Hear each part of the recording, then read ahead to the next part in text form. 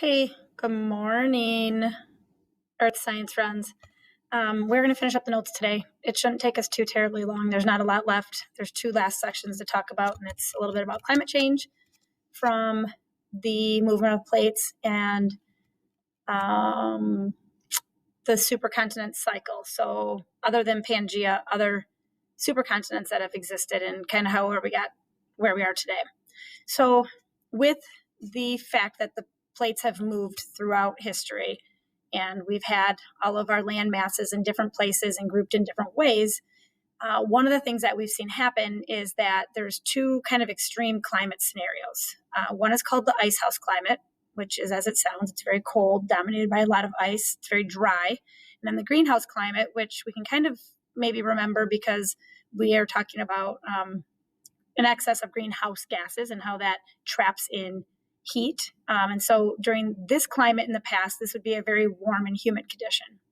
So as the plates move over the surface, this affects climate and changes ocean circulation, which will change climate and then more short-term the weather. And if a continent moves to a pole, which maybe was previously located more towards the equator, it would also change its climate and it would get colder. So we're talking about a north-south movement of continents. This video right here kind of shows, or picture shows the two scenarios, icehouse on the left, greenhouse on the right.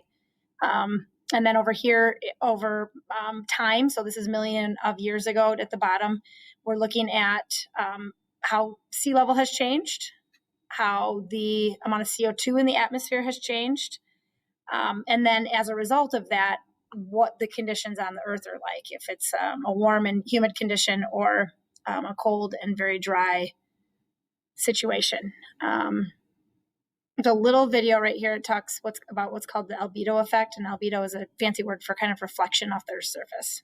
Picture a simple theoretical planet. Simpler. Simpler. Keep going.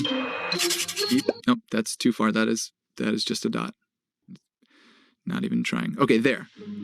This is Daisy World, a place where only two things live, black daisies and white daisies.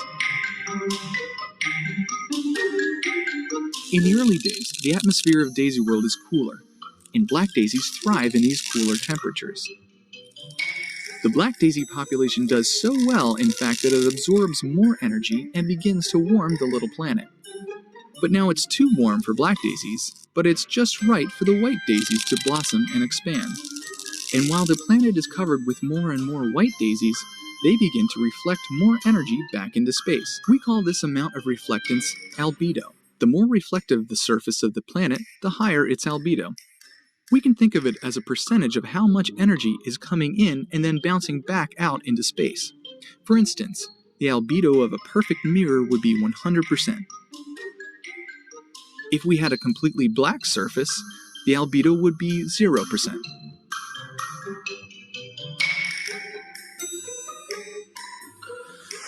Or a water world, that could be 20%. Now, the white daisies cool the planet again, and that makes it more favorable for black daisies to thrive once again. Now we're back to where we started. The black daisies have taken over, but they'll warm up the planet, and then they'll die, and the white daisies will grow, but then they'll reflect more heat back out, and then they'll die, and on and on and on and back and forth.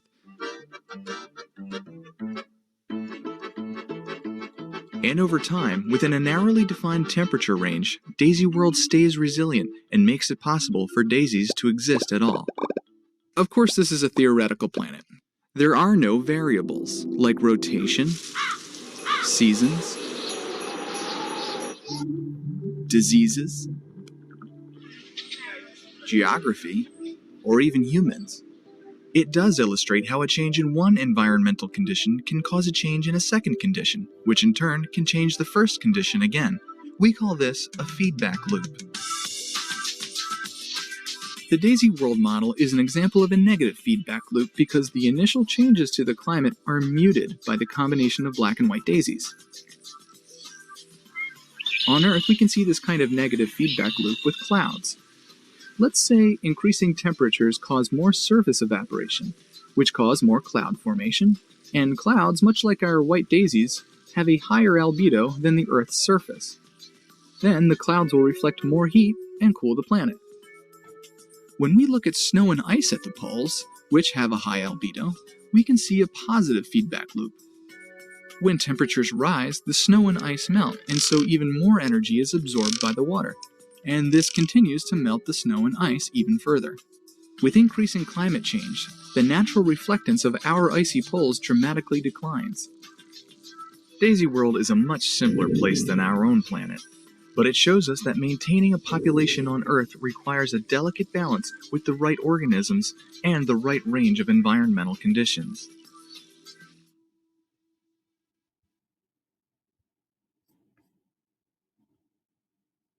Okay, so that video helps understand some of the factors that can cause levels of reflection to increase where temperatures would decrease and we would go into a colder scenario, and vice versa. I know it starts out with a simple idea of black and white daisies, but it then applies it to real life situations.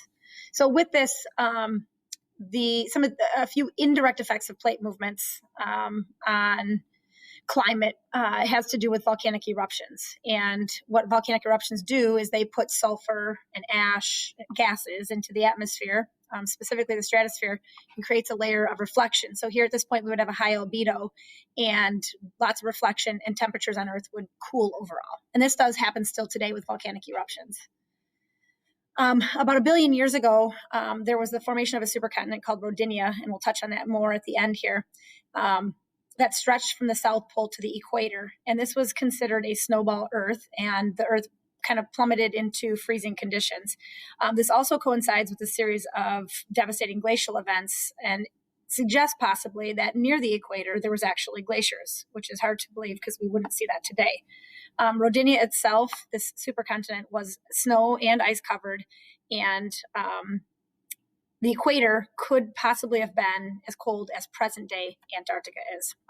So here's Rodinia up here at the top. This is Rodinia. Well, this whole thing is Rodinia, and there's a few supercontinents on here that we'll talk about, and you can see here, and we'll talk about that at the end of the notes. So this is pre-Pangea. So the supercontinent cycle, let's start with Pangea. 300 million years ago, there was 3 continents that dominated the planet's surface. And you can see in the picture right there, they were Laurentia. And this was mentioned in the video that we're watching right now. This is what was pre or present day North America. There was Baltica over here in the middle, and that is what is current day Europe. And then there's Gondwana down here, which is part of present day Africa. So with the supercontinent cycle, these plates were moving around, and at one point Baltica, here, little guy, collided with Laurentia up here, and this formed a landmass that we call Laurasia. Gondwana then collided with these two that had previously collided and gave us what we call today the present day Pangea. So this here was prior to Pangea. This all came together to give us what we know as Pangea 300 million years ago. 200 million years ago, Pangea began to break apart, and you can see if you follow this picture, it kind of goes in order, following it from left to right, and down to here, and how that break apart happened. And even today, those continents are continuing to move. We watched back about a week and a half ago a video where they kind of projected what we may look like very far in the future, which would be another supercontinent.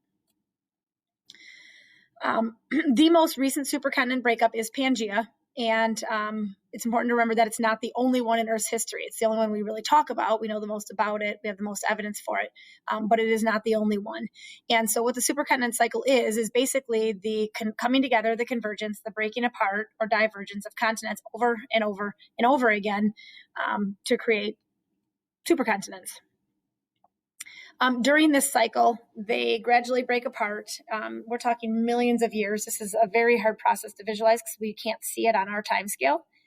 And we have evidence of this that's preserved on the land and under the oceans, but a lot of it gets destroyed through the fact that the continents are moving and through erosion. So a lot of it can be poorly preserved at times.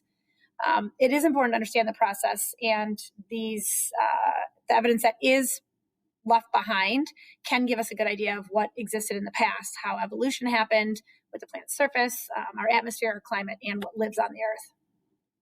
So here listed are a few things that you'll want to know. You should kind of keep track of these names and maybe kind of just know them in order. I'm not going to ask specific questions about how long ago, but you should know these past supercontinents in order.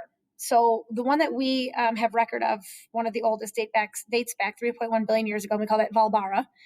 That did begin to break apart about 2.8 billion years ago. This formed Rodinia, which we mentioned a couple of minutes ago. And this formed about 1 billion years ago and broke up over a very long period of time of about 150 million years. And it gave us what is our current day North America, Australia, and Antarctica.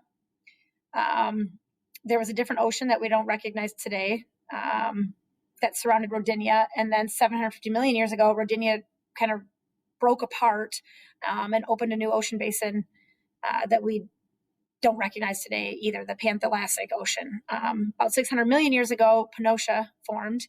And this happened when the two former pieces of Rodinia came back together with another landmass. This break apart of Panotia happened about 550 million years ago, which resulted in the previously mentioned 3 supercontinents that gave us Pangaea, the Laurentia, Baltica, and Gondwana. One last video to finish with and we'll be all done.